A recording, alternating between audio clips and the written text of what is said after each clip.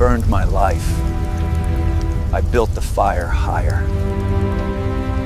My wife texted, "Late dinner with clients, need to close some deals, don't wait up." I replied, "Enjoy the lobster, tell Rick to check his stock portfolio." She called instantly, voice shaking, Rick screaming in the background. That's when I knew for certain Charlotte was screwing my biggest business rival. I'm Lucas Grady, 38 years old, CEO of Grady Tech Financial Solutions. Not exactly the kind of guy you'd expect to wage war against cheating spouses and backstabbing friends. I'm 5'9" on a good day, wear glasses that constantly slide down my nose, and my idea of exercise is walking to the coffee machine. But here's the thing about being underestimated. It gives you one hell of an advantage. I've known about Charlotte's affair for 3 months now. Not because I'm some brilliant detective, but because my wife got sloppy. When someone who usually guards their phone like Fort Knox suddenly leaves it lying around, you notice. When they start working late every Tuesday and Thursday, the exact same days Rick Dalton posts Instagram stories from expensive restaurants, you connect the dots. Charlotte thinks she's playing chess while I'm playing checkers. She's wrong. I've been playing a completely different game. See, while she's been busy betraying our 15-year marriage, I've been systematically destroying Rick's company. Nothing illegal, mind you, just good old-fashioned business warfare. I've poached his 3 biggest clients, hired away his best programmer, and may have mentioned to a few investors that Dalton Industries has some stability concerns. His stock price has dropped 30% in the last quarter. The beautiful irony? Charlotte's law firm represents Rick's company. She's been working overtime trying to save the business of the man she's sleeping with, not knowing her own husband is the one burning it down. Tonight, though, things change. Tonight, I stop being the clueless husband and start being the storm. I'm sitting in our kitchen, the one Charlotte insisted we renovate with marble countertops that cost more than most people's cars, scrolling through the encrypted folder I found on her laptop. She thought she was clever, hiding it behind layers of legal documents. But Charlotte forgot that her husband built his company from the ground up in the tech world. I know my way around computer security. The folder is a goldmine of stupidity. Photos of her and Rick at his lakeside mansion. Email chains discussing their special projects, which apparently include both corporate espionage and finding creative uses for Rick's hot tub. Financial records showing Rick's been funneling money through Charlotte's firm to hide assets from his divorce proceedings. Yes, divorce proceedings. Rick's been married this whole time, too. His wife, Sarah, filed papers 2 months ago, citing infidelity and financial misconduct. Guess who's been helping him hide his money? My loving, ethical attorney wife. The front door slams. Charlotte's home. "Luke, why are all the lights on?" Her voice carries that edge she gets when she's irritated. Everything irritates Charlotte these days. My breathing irritates her. My existence irritates her. I close the laptop and lean back in my chair. Just catching up on some reading. How was dinner? She appears in the doorway, still in her power suit, looking like she stepped off the cover of Legal Affairs magazine. Blonde hair perfectly styled, makeup flawless despite her long day. Charlotte's always been beautiful. It's one of the things that attracted me to her in college. That and her ambition. Funny how the things you fall in love with can become the things that destroy you. Fine, boring client stuff. She kicks off her heels and massages her feet. Why did you mention Rick in your text? Did I? I don't remember. I stand up and walk to the counter where I've set 2 wine glasses and a bottle of her favorite Chardonnay. I thought we could have a drink. Talk. Her eyes narrow. Charlotte's got excellent instincts. It's what makes her a good lawyer. Right now, those instincts are screaming that something's wrong. Talk about what? Us, our marriage, your extracurricular activities. I pour the wine slowly, letting each word hang in the air like smoke. I don't know what you mean. Sure you do. I slide her glass across the marble counter. You mean Rick Dalton. You mean the Riverside Inn every Tuesday. You mean the Lakeside Mansion every Thursday. You mean the special project you two have been working on to destroy my company? Charlotte's face goes through a fascinating transformation. Confusion, then recognition, then calculation. She's deciding whether to deny, deflect, or attack. Being married to a lawyer for 15 years teaches you to read the signs. She chooses attack. How dare you spy on me? Spy? I laugh, and it comes out darker than I intended. Charlotte, you left your laptop open with a folder labeled Personal Projects. If you wanted to keep secrets, maybe don't store them next to your grocery lists. You had no right. I had every right. I'm your husband, remember? The guy you promised to love, honor, and not screw over in business deals with your boyfriend? She picks up the wine glass and throws it at my head. I duck, and it shatters against the cabinet behind me. Red wine drips down the white paint like blood. There's the Charlotte I married, I say, grabbing a towel to clean up the mess. Always so elegant under pressure. You fool. Her voice is pure venom now. You have no idea what you've stumbled into. Oh, I think I do. You and Rick have been planning to destroy Grady Tech for months. The client poaching, the investor meetings, the regulatory complaints. That was all you two, wasn't it? Mixing business with pleasure. Charlotte's silence confirms everything. Here's what I find really fascinating, I continue, still cleaning wine off the cabinet. You've been so busy plotting my professional downfall that you never noticed yours happening. What are you talking about? I reach into my pocket and pull out her phone, the one she left in her car, the one I retrieved while she was inside changing clothes. You got a call 20 minutes ago from your managing partner. Seems someone sent him some very interesting photos and financial documents. The color drains from her face. You didn't. I did. Amazing what you can find in someone's personal files when they're stupid enough to use their work laptop for personal business. Corporate espionage, money laundering, ethics violations. You've been busy, Charlotte. She lunges for the phone, but I step back. Too late. I also sent copies to the State Bar Association and Rick's wife's divorce attorney and the IRS because those financial records raise some fascinating questions about unreported income. You son of a witch. She slaps me hard across the face. The sound echoes in our expensive kitchen like a gunshot. I touch my cheek and smile. Is that all you've got? Charlotte stares at me like she's seeing me for the first time. Maybe she is. The mild-mannered husband she's been manipulating for months is gone. In his place stands someone who's learned to fight dirty. You think you've won? She hisses. You have no idea what Rick is capable of. Rick? I laugh again. Rick's finished. His company's stock crashed this morning after 3 major clients terminated their contracts. Funny thing about business relationships. They're built on trust. Hard to trust someone when rumors start circulating about their stability. You've been sabotaging his business. For 3 months. While you two were playing house, I was playing hardball. Every late night you spent with him was another nail in his professional coffin. Charlotte grabs her purse from the counter. This isn't over, Luke. You're right. It's just getting started. She storms toward the door, then stops. What about Megan? What about our daughter? Our 17-year-old daughter? The one person in this mess who doesn't deserve any of it. Megan will be fine. She's smart enough to see through your BS. Always has been. I'll destroy you in court. With what lawyer? You just lost your job, and your boyfriend just lost his money. I walk to the window and watch her get into her BMW. Drive safe, Charlotte. The roads can be dangerous when you're emotional. She peels out of the driveway, leaving rubber marks on the asphalt. I pour myself a glass of wine from a new bottle and sit back down at the kitchen table. Phase 1 complete. Charlotte knows I'm not the pushover she married, but she's right about one thing. This isn't over. Rick Dalton is about to learn what happens when you mess with the wrong husband's wife and business. And my so-called friends who've been whispering behind my back, taking sides, spreading rumors about my paranoia regarding Charlotte's behavior. They're about to get a wake-up call, too. I open my laptop and start typing an email to my daughter, who's staying at her friend Jessica's house tonight. She needs to know what's coming. Megan's always been perceptive. She probably already suspects something's wrong. The house feels different now, quieter, like the calm before a storm. And I am definitely the storm. The next morning, I'm sitting in the Blue Heron, our town's favorite dive bar, nursing a coffee and waiting for my best friend Mike Thompson to show up.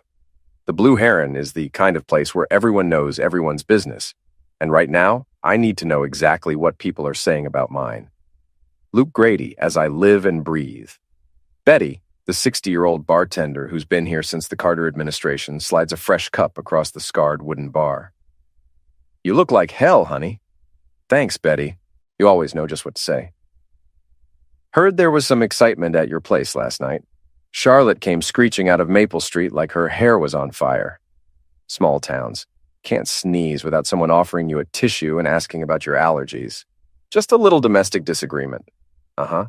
Betty's been tending bar long enough to recognize BS when she hears it. Well, for what it's worth, that husband of yours has been coming in here every Thursday for the past month, drinking whiskey and complaining about his wife. I nearly choke on my coffee. Husband? Rick Dalton, isn't he your husband? Tall, dark hair, drives that ridiculous red Porsche? Rick Dalton is not my husband, Betty. He's the man who's been sleeping with my wife. Betty's eyes go wide. Oh, crap. Oh, honey, I'm sorry. I just assumed. He talks about Charlotte like she's his wife, always going on about her cases, her career, how proud he is of her. What else does he say?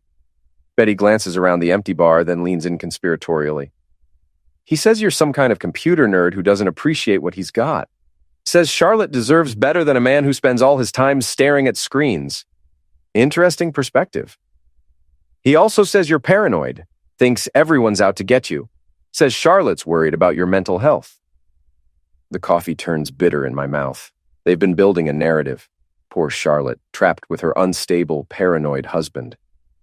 Rick, the successful businessman who truly understands her. It's actually pretty clever. The door chimes and Mike Thompson walks in, looking like he'd rather be anywhere else. Mike and I have been friends since high school. He was my best man, I was his. Our kids grew up together. If there's anyone I should be able to count on, it's Mike. But the expression on his face tells me I'm about to be disappointed. Luke. He sits down heavily on the stool next to me. We need to talk. That's why I called you. Betty, sensing drama, suddenly finds urgent business at the other end of the bar. Mike orders a beer even though it's 9 a.m. Bad sign. I heard about last night, about you and Charlotte. What exactly did you hear? That you went through her personal files. That you've been stalking her. That you threatened her and Rick. I set down my coffee cup carefully. And you believe that? I don't know what to believe anymore, Luke. You've been acting strange for months. Paranoid, angry, making accusations about Charlotte that frankly sound crazy. What accusations? Come on, man, you've been telling everyone who'll listen that she's having an affair, that she's plotting against your business, that Rick Dalton is out to get you. It sounds like conspiracy theory BS. It sounds like that because it's designed to sound like that. I pull out my phone and show him one of the photos from Charlotte's folder.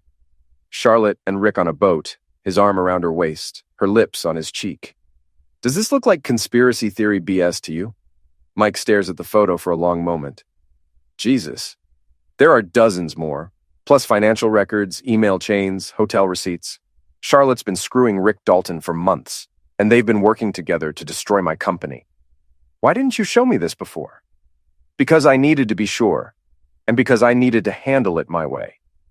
Mike hands back the phone. What did you do, Luke? I tell him everything. The business sabotage, the evidence I sent to Charlotte's firm, the regulatory complaints, the client poaching. Mike's face gets paler with each detail. You destroyed Rick's company? I defended mine. And Charlotte's career? She destroyed her own career the minute she decided to mix business with infidelity. Mike finishes his beer in one long gulp. This is insane, Luke. This whole situation is insane. What's insane is that my wife has been lying to me for months while planning to ruin everything I've built. What's insane is that my best friend seems more concerned about her feelings than mine. I'm concerned about everyone's feelings. Charlotte's a wreck. She called Sarah last night, crying, saying you've lost your mind, that you've been spying on her, making threats, destroying innocent people's lives. Sarah, Mike's wife, Charlotte's best friend since college. Of course Charlotte called her. Time to play the sufferer, rally the troops, control the narrative. And Sarah believed her? Sarah's known Charlotte for 20 years. She's never known her to lie about something this serious. She's never known Charlotte to cheat on her husband either, but here we are. Mike stands up and throws money on the bar. I think you need help, Luke. Professional help. This obsession with Charlotte and Rick isn't healthy. Obsession? I stand up too, anger flaring in my chest. Mike, I showed you photographic evidence that my wife is cheating on me. I showed you proof that she's been working with her lover to destroy my business. How is that obsession? Because you've been planning this revenge for months. You've been systematically destroying people's lives. That's not normal behavior, Luke. That's the behavior of someone who's having a breakdown. Other patrons are starting to stare. Betty's pretending to clean glasses while obviously listening to every word. So what are you saying, Mike? I'm saying I can't support this. I can't be part of whatever you're planning next. And I think you should seriously consider getting help before you do something you can't take back. He heads for the door, then turns back. For what it's worth, I'm sorry about Charlotte. I really am. But this isn't the way to handle it. What's the way to handle it, Mike? Roll over and let them destroy everything I've worked for? Pretend it never happened? Forgive and forget? I don't know, but not this, not whatever this is turning you into. The door chimes as he leaves. I sit back down and order another coffee. Betty brings it over with a sympathetic look.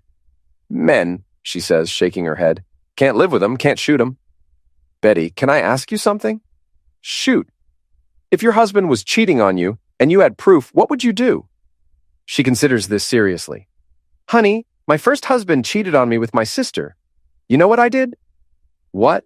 I took pictures, got a good lawyer, took him for everything he was worth in the divorce. Then I married his brother. She grins. Best revenge is living well, they say. But sometimes the best revenge is just good old-fashioned revenge. My phone buzzes with a text message. Unknown number. We need to talk. Meet me at the office. Come alone. R.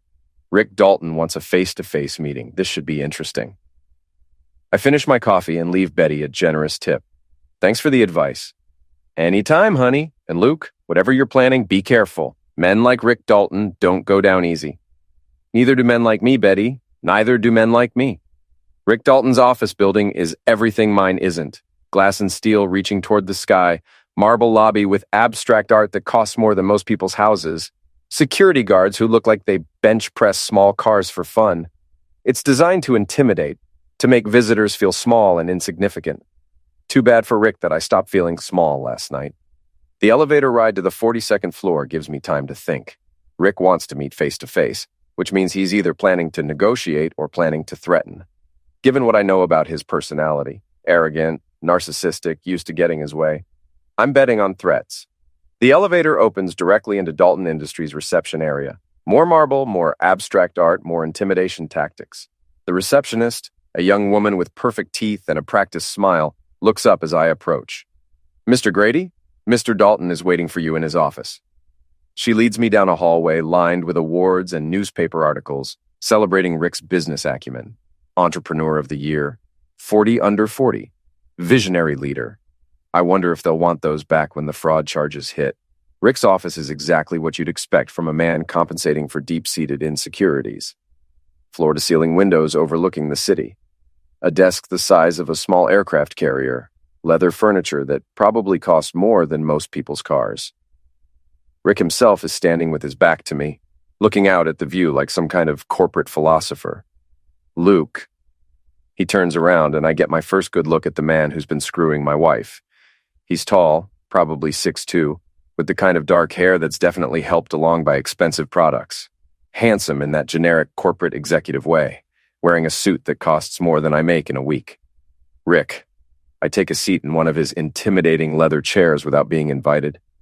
Nice office, very compensatory. His jaw tightens. We need to discuss this situation like civilized adults. Which situation? The one where you've been screwing my wife, or the one where you two have been trying to destroy my company? Both. He sits down behind his massive desk, trying to use it as a psychological barrier. What you've done to my business is criminal. I could have you arrested. For what? Competition? Last I checked, that was still legal in America. For corporate sabotage, for industrial espionage, for deliberately spreading false information to damage my reputation. I lean back in the chair and smile. Prove it. Rick's face flushes red. He's used to intimidating people, used to being the alpha dog in every room. Having someone refuse to be impressed by his power play is clearly frustrating. I know it was you who stole my clients. I know you've been feeding information to my competitors. I know you've been manipulating my stock price. That's a lot of knowing for someone with no proof. I cross my legs casually. But let's say you're right. Let's say I have been competing aggressively with your business. Why do you think that is, Rick? Because you're a petty, vindictive little man who can't handle real competition. Or because I discovered that my wife's lover was planning to destroy everything I've built, and I decided to strike first. We stare at each other across his ridiculous desk. Rick's trying to project power and control, but I can see the fear in his eyes. His carefully constructed world is crumbling, and he doesn't know how to stop it. Charlotte told me about your episode last night, he says, changing tactics. The paranoid accusations, the violent behavior. She's genuinely concerned about your mental health. Violent behavior? I laugh. Rick, If I were violent, we wouldn't be having this conversation. You'd be in a hospital bed wondering why your kneecaps were facing the wrong direction. Is that a threat? It's a clarification. I'm not a violent man, Rick. I'm something much worse. I'm a smart man who's been pushed too far.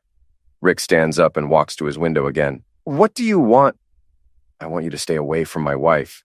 That's between Charlotte and me. No, it's between you and me. Charlotte made her choice when she decided to betray our marriage. But you made your choice when you decided to target my business. That makes this personal. Your business was collateral damage. This was never about you.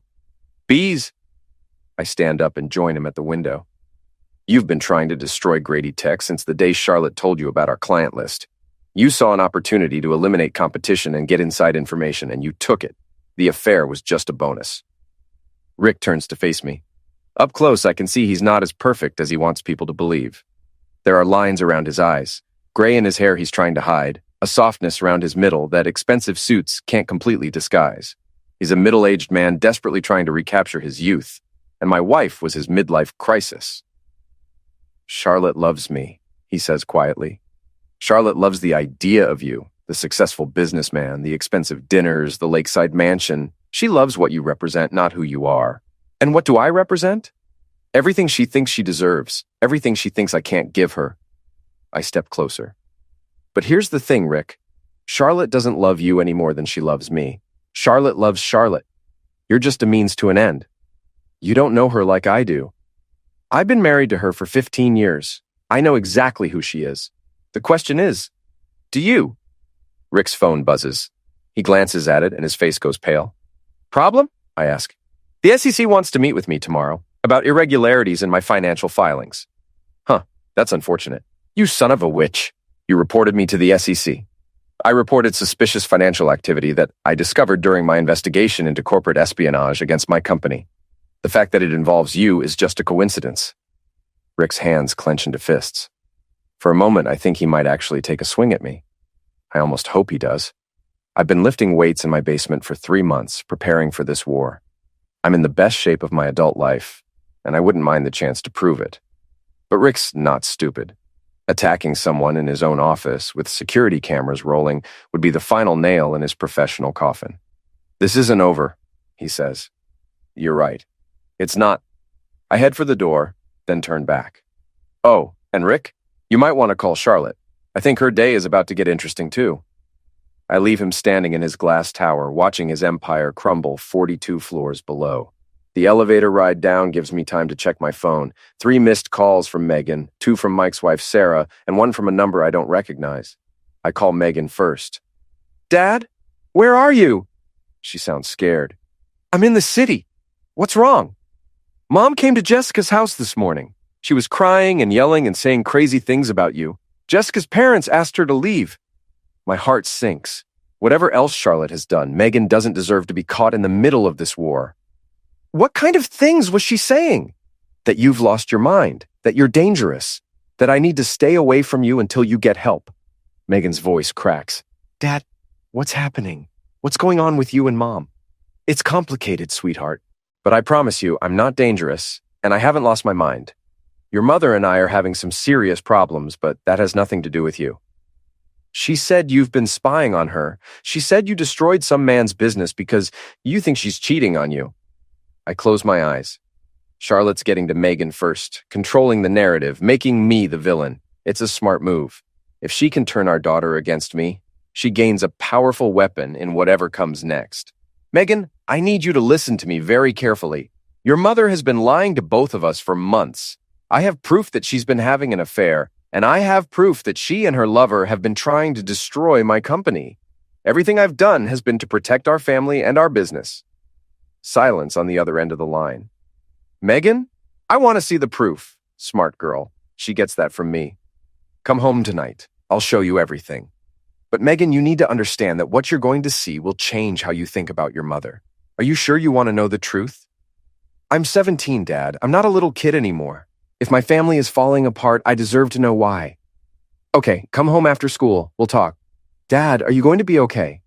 I'm going to be fine, sweetheart. Better than fine, I promise. I hang up and immediately call the unknown number that left a voicemail. Mr. Grady, this is Detective Ray Landis with the police department. I need to speak with you as soon as possible about a complaint that's been filed against you. Perfect. Charlotte's not just playing the sufferer card with friends and family. She's involving the police. The war is escalating, and I'm about to find out just how far my loving wife is willing to go to destroy me. Detective Ray Landis looks exactly like Central Casting would order for small-town cop approaching retirement. Gray hair, weathered face, coffee stains on his shirt, and eyes that have seen enough BS to power a small city. He's sitting across from me in interview room B at the police station, a manila folder open between us. Mr. Grady, I've got to ask you some questions about your wife's complaint. What exactly is she claiming? Landis flips through the papers in his folder. Stalking, maltreatment, threats of violence, destruction of property, computer crimes, and something called economic terrorism. He looks up at me. That last one's not actually a crime, but your wife seems to think it should be.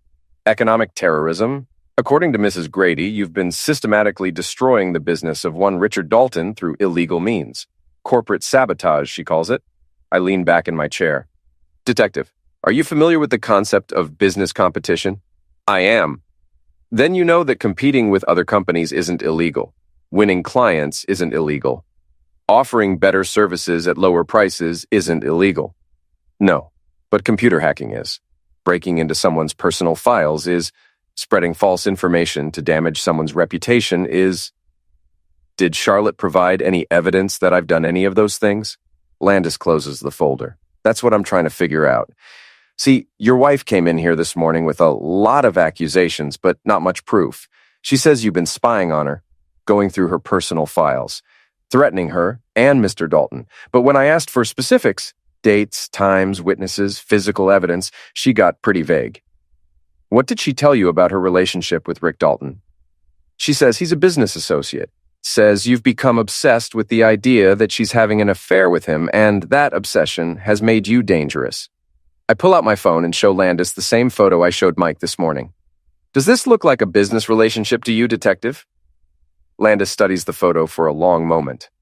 Where did you get this? From my wife's laptop. She left it open on our kitchen table. And you just happened to go through her personal files? I went through files stored on a computer in my own home. Last I checked, that wasn't illegal. Depends on the circumstances. Landis hands back my phone.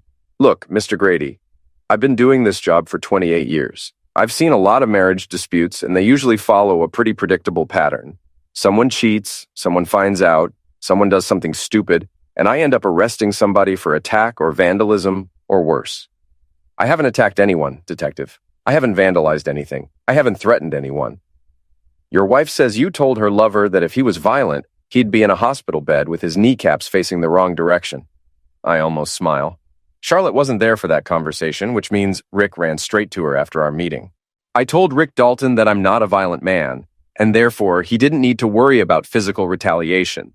If he interpreted that as a threat, that says more about his guilty conscience than my intentions. Uh-huh. Landis makes a note in his folder. What about the business sabotage allegations? What about them? Has Rick Dalton filed a complaint? Not yet, but your wife seems to think he should. My wife seems to think a lot of things. The question is whether she can prove any of them.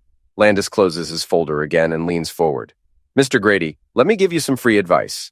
Whatever's going on between you and your wife, whatever she's done, or you think she's done, don't let it turn you into someone you're not. I've seen too many good men destroy their lives over cheating wives. What makes you think I'm a good man, Detective? Your reputation. I asked around after your wife left this morning. Everyone I talk to says you're a straight shooter, honest businessman, good father, pays your taxes, never been in trouble. But they also say you've been acting strange lately. Paranoid, angry, obsessed with conspiracy theories. It's not paranoia if they're actually out to get you. Maybe not, but it's also not paranoia that's got me worried. What do you mean? Landis reopens his folder and pulls out a different set of papers. I mean the 3 complaints filed against Rick Dalton's company in the past month. All anonymous. All alleging financial irregularities, safety violations, and ethical misconduct. All filed by someone who clearly knows the regulatory system very well. Interesting. I also mean the sudden departure of 3 major clients from Dalton Industries. all of whom happened to receive very detailed information about Mr. Dalton's personal life and business practices from an anonymous source. Sounds like Rick has made some enemies. Or one very smart, very determined enemy who knows how to work the system. Landis stares at me across the table. The kind of enemy who might be a successful CEO with 15 years of experience navigating corporate regulations and business relationships. We look at each other in silence for a moment. Landis knows exactly what I've been doing, but he can't prove it. And more importantly, he can't arrest me for it. Am I under arrest, detective? No. Am I free to go? You are, but Mr. Grady, I want you to understand something. Your wife may be a cheater, and her boyfriend may be a dirtbag, but if you cross the line from legal competition to illegal maltreatment, I will arrest you. If you threaten anyone, if you damage anyone's property, if you do anything that puts anyone in danger, you'll be in a cell faster than you can say economic terrorism. Understood. I stand up to leave, then turn back. Detective, can I ask you a question? Shoot. If someone was systematically trying to destroy your business and your marriage, what would you do? Landis considers this. I'd hire a good lawyer and a good private investigator. I'd document everything. I'd build a case, and then I'd let the system handle it. And if the system didn't handle it, if the people trying to destroy you were too smart, too connected, too careful to get caught by the system, then I'd remember that revenge is a dish best served cold, and I'd find a way to make sure they got exactly what they deserved, within the bounds of the law. That's very philosophical, detective. It's very practical, Mr. Grady. The law's got a long reach and a good memory. Sometimes it takes time, but it usually gets there in the end. I shake his hand. Thanks for the advice. Don't thank me yet. Thank me when this is all over and you're not in prison. Walking out of the police station, I feel oddly energized. Charlotte's opening move was to paint me as an unstable, dangerous man who needs to be stopped. But Landis saw through it. He knows I'm not the villain in this story, even if he can't officially take sides.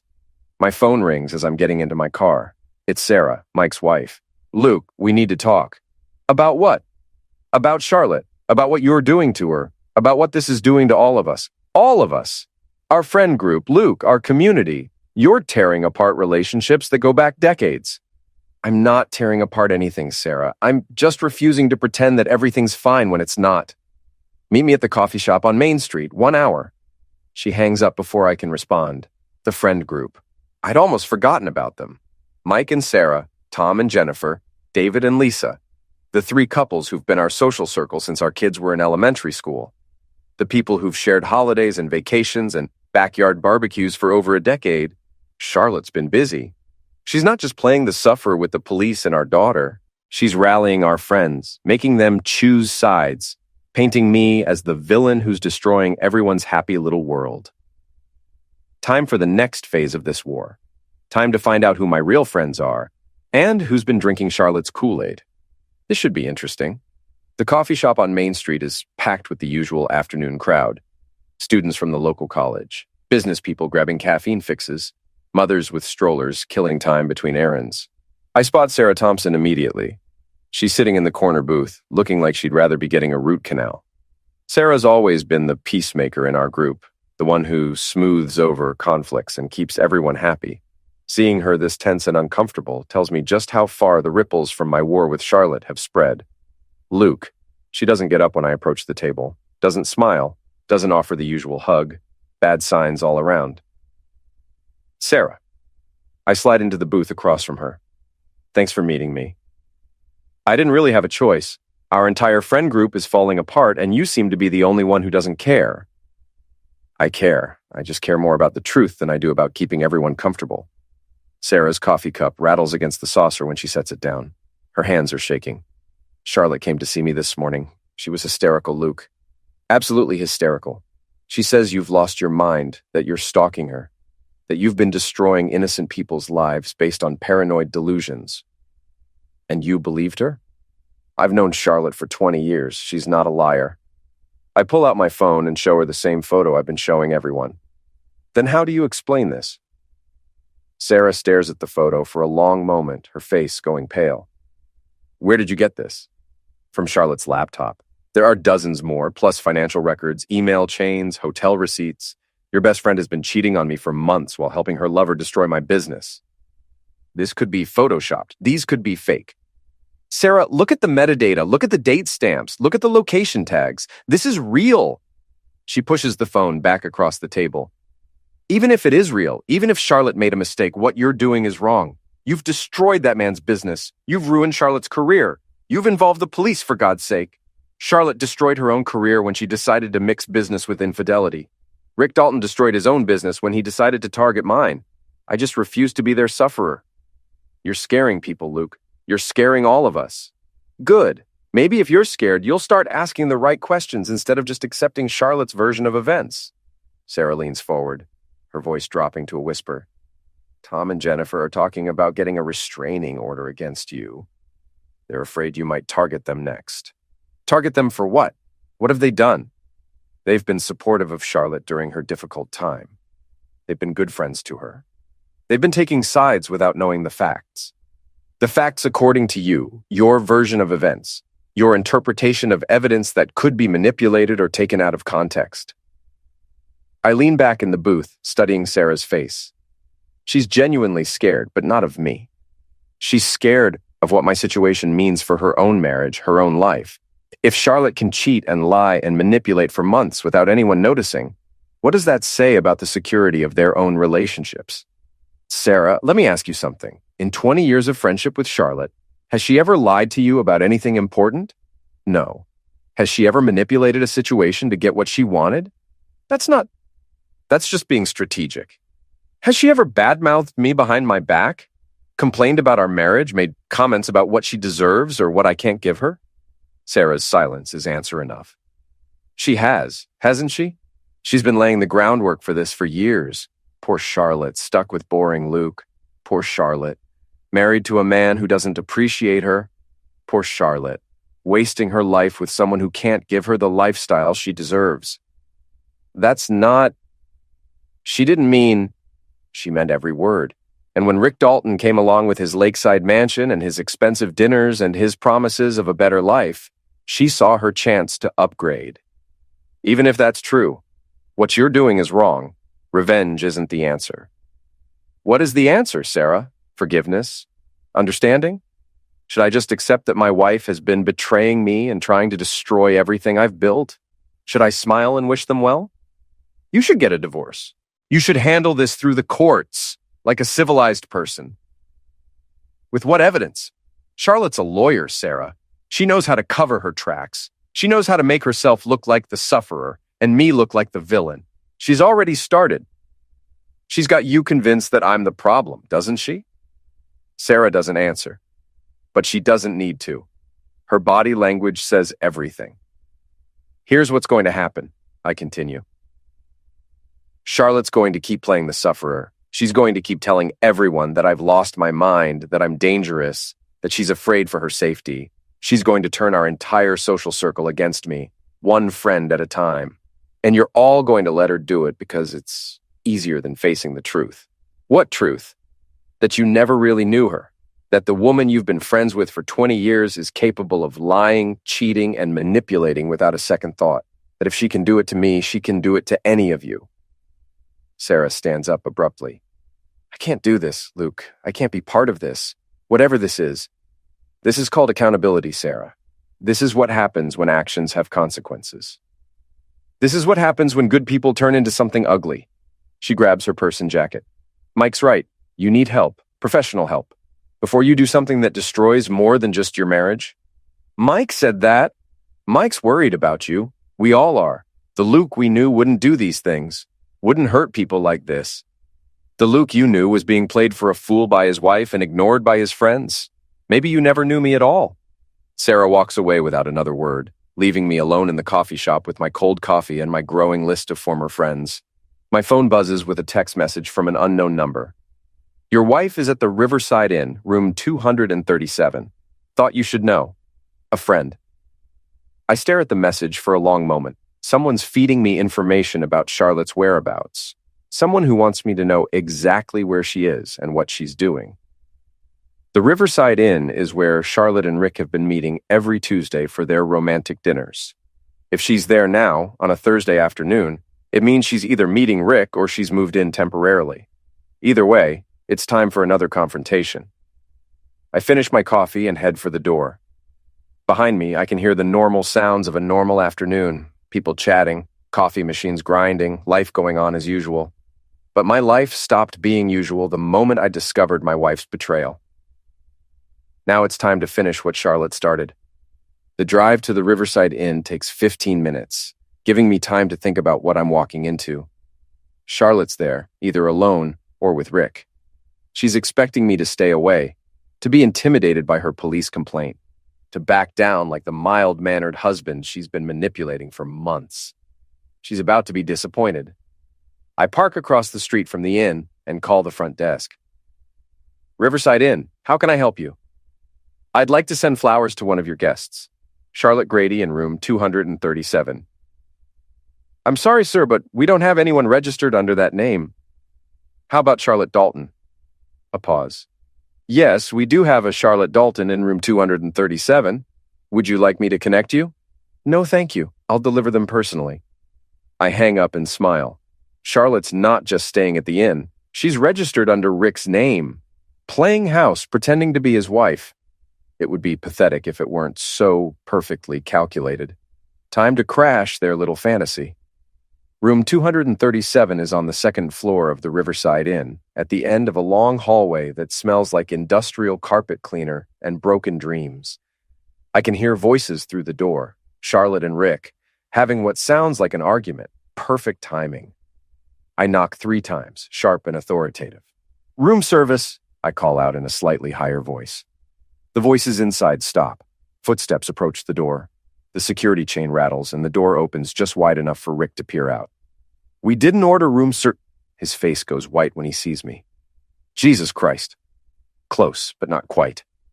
I push past him into the room before he can react. The scene inside is exactly what I expected. Charlotte's sitting on the bed in a hotel bathrobe, her hair wet from a recent shower. Rick's in boxers and an undershirt, looking like he'd rather be anywhere else in the world. There's an open bottle of champagne on the nightstand and 2 glasses, half empty. Luke? Charlotte jumps up from the bed, clutching the robe around her. What are you doing here? How did you find us? I'm a resourceful guy. You should know that by now. Rick positions himself between me and Charlotte, trying to look protective and intimidating. It might work better if he wasn't standing there in his underwear. You need to leave, he says, now, before I call security. Go ahead, call them. I'd love to explain to hotel security why my wife is registered under another man's name, drinking champagne in his room while she's supposed to be at work. We're not doing anything wrong, Charlotte says, but her voice lacks conviction. Really? Because from where I'm standing, it looks like you're playing house with your boyfriend while your husband deals with police complaints and your daughter wonders why her mother has lost her mind. I haven't lost my mind. You're the one who's been acting crazy. I walk to the window and look out at the parking lot below. Crazy. That's an interesting word choice, Charlotte. Is that the story you're sticking with? Poor, unstable Luke, driven mad by paranoid delusions about his faithful wife? It's not a story. It's the truth. I turn back to face them. The truth is that you've been cheating on me for months. The truth is that you and Rick have been working together to destroy my company. The truth is that you've been lying to everyone, me, Megan, our friends, your colleagues, while planning to steal everything I've worked for. The truth is that you're not a sufferer, Charlotte. You're a predator, and you picked the wrong prey. Rick steps forward, his hands clenched into fists. That's enough. You've said what you came to say. Now get out. Or what? You'll fight me? Here? In front of Charlotte? I smile coldly. Go ahead, Rick. Show her what kind of man she's trading up for. Show her how you handle conflict when you can't hide behind lawyers and corporate security. Luke, please. Charlotte's voice is smaller now, less confident. Just go. We can work this out through our attorneys. Work what out? The divorce? The division of assets? The custody arrangement? I laugh. Charlotte, there's nothing to work out. You made your choice. You chose Rick. You chose his money. You chose what you thought would be a better life. The only problem is that Rick doesn't have money anymore. Rick doesn't have a business anymore. Rick doesn't have anything to offer you except a hotel room and a bottle of cheap champagne. Rick's face flushes red.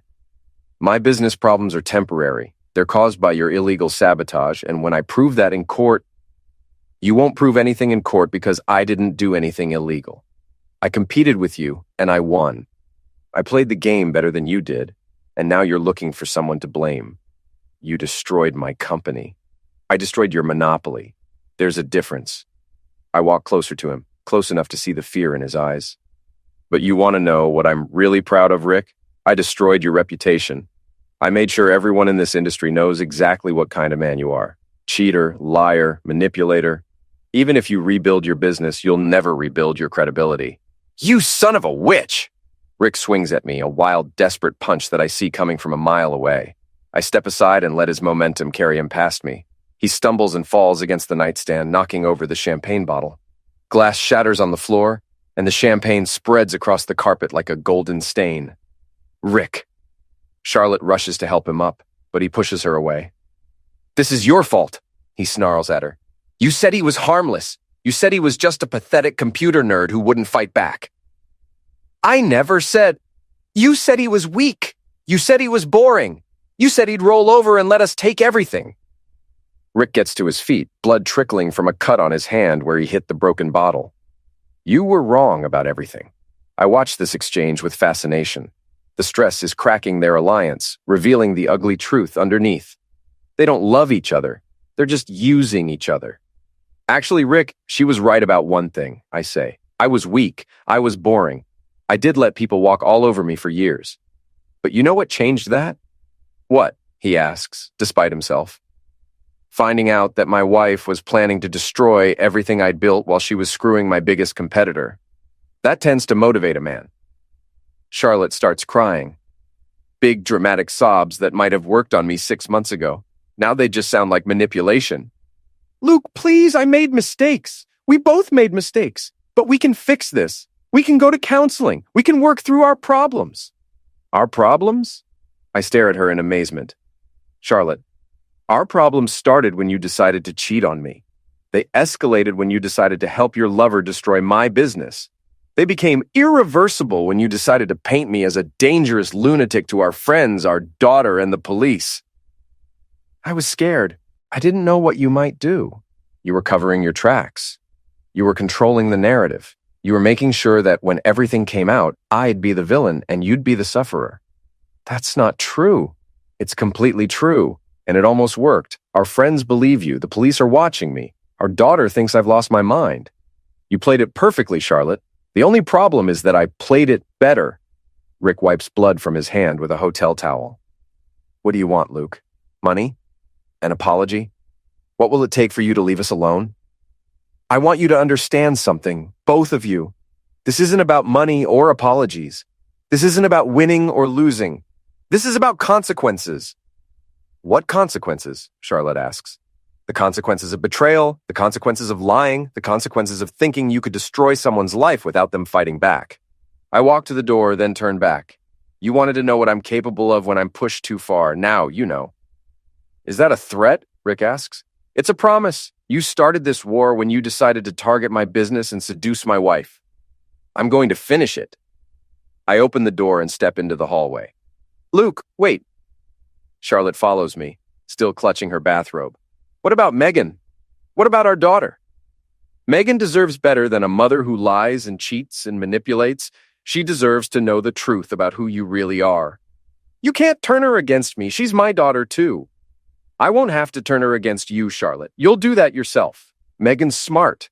She'll figure out who the real villain is in this story. I walk away, leaving Charlotte standing in the hallway in her bathrobe, tears streaming down her face. But I'm not done yet, not even close. The final phase of my war is about to begin, and it's going to be spectacular. 3 days later, I'm standing in the ballroom of the Riverside Country Club, watching the cream of our town's society mingle at the annual Chamber of Commerce Gala.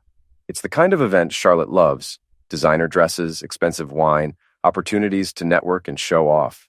She wouldn't miss it, even in the middle of our very public divorce proceedings. Especially not in the middle of our very public divorce proceedings. I'm wearing my best suit, the one Charlotte bought me for our anniversary 2 years ago. The irony isn't lost on me. I look respectable, successful, like the kind of man who belongs in a room full of lawyers and business owners and community leaders. I am that man. I've always been that man. Charlotte just forgot. Luke. Tom Morrison approaches with his wife Jennifer, both of them looking uncomfortable. Tom and I used to be close friends. Our kids played soccer together, we'd barbecue on weekends, we'd complain about our wives' shopping habits over beer.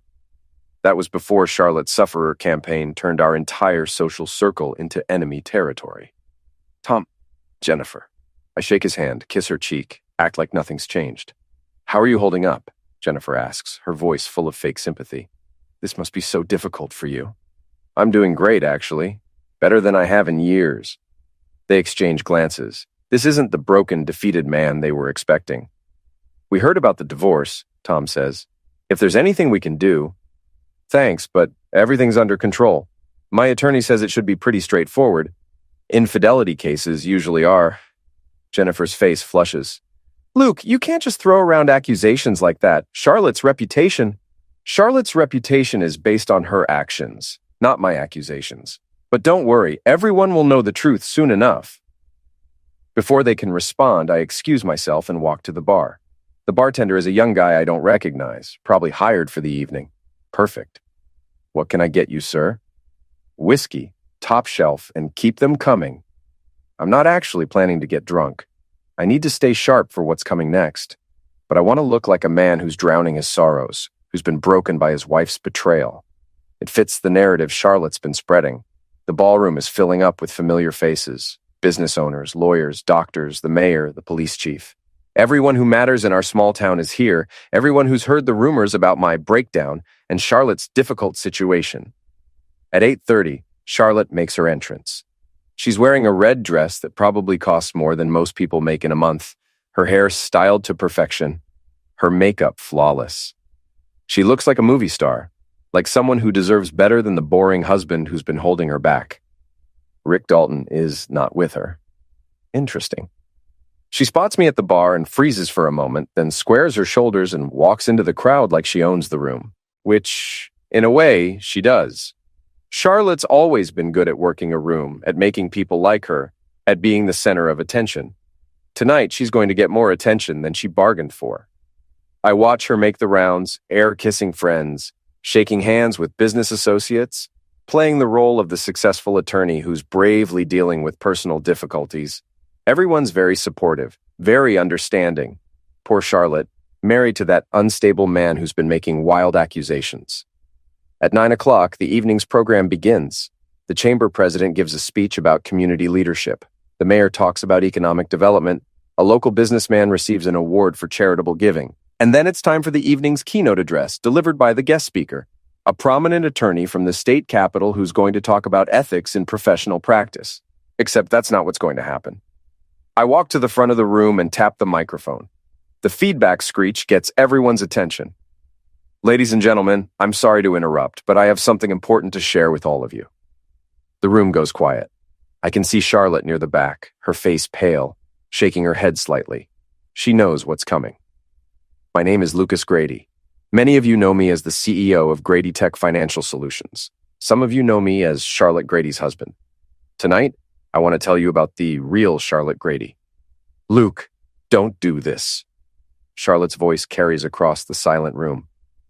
For months, my wife has been telling people that I'm unstable, paranoid, dangerous. She's painted herself as the sufferer of an abusive marriage, a woman who's afraid for her safety. She's very convincing. She's had most of you believing her story. I pull out a remote control and click it. A large screen behind me lights up with the first photo from Charlotte's encrypted folder, her and Rick Dalton in an intimate embrace at his lakeside mansion. Gasps echo through the room. Someone drops a wine glass. This is the real Charlotte Grady, not a sufferer, not a woman in fear, a woman who's been conducting an affair with my business rival while helping him try to destroy my company. Click. Another photo. Charlotte and Rick in a hotel room. Click. Another photo. Charlotte and Rick on his boat.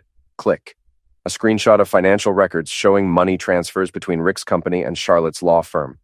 Charlotte hasn't just been cheating on our marriage. She's been cheating on her professional ethics, using her position as an attorney to help her lover hide assets and manipulate business deals. The room erupts in whispers. I can see people pulling out their phones, recording everything. This will be all over social media within minutes. Charlotte pushes through the crowd toward the front of the room. Stop this. You're destroying innocent people. Innocent? I click to the next slide. Email chains between Charlotte and Rick discussing their plans to steal my clients and sabotage my business relationships.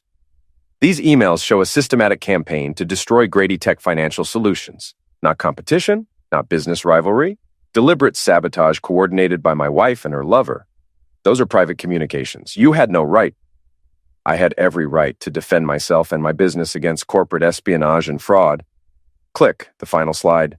Bank records showing payments from Rick's company to Charlotte's personal account, disguised as legal fees but clearly marked in Rick's handwriting as personal services. The room is dead silent now. Everyone's staring at Charlotte, seeing her for who she really is.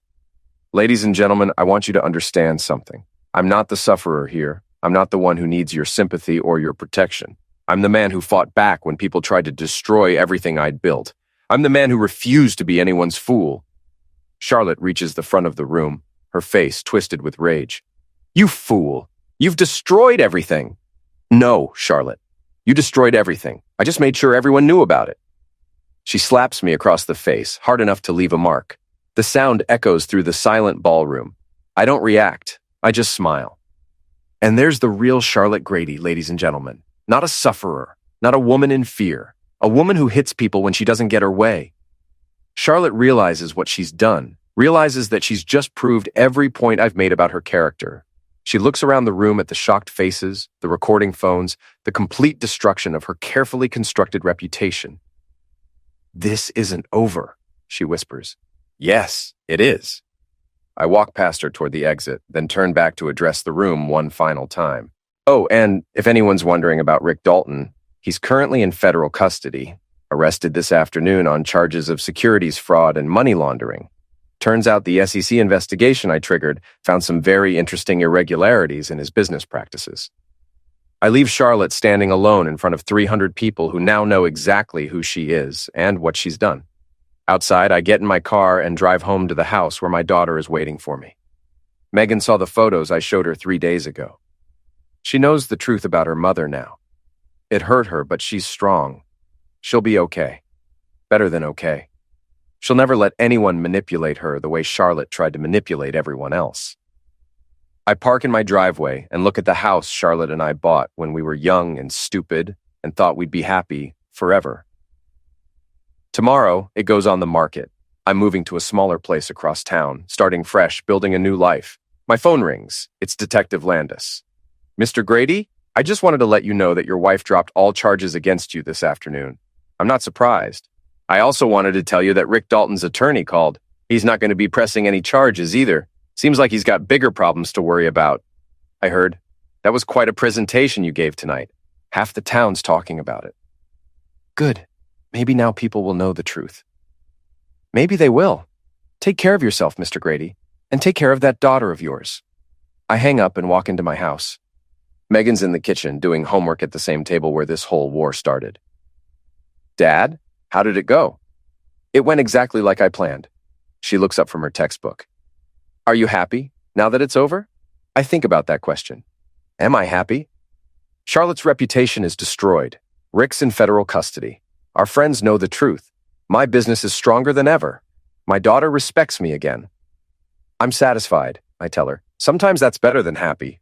Megan nods like she understands. Maybe she does. She's 17, old enough to know that the world isn't always fair, that sometimes good people have to fight dirty to protect themselves. What happens now? She asks. Now we move on. We build something better. We make sure this never happens again. And Mom? Your mother made her choices. Now she gets to live with the consequences. I sit down at the table across from my daughter and open my laptop.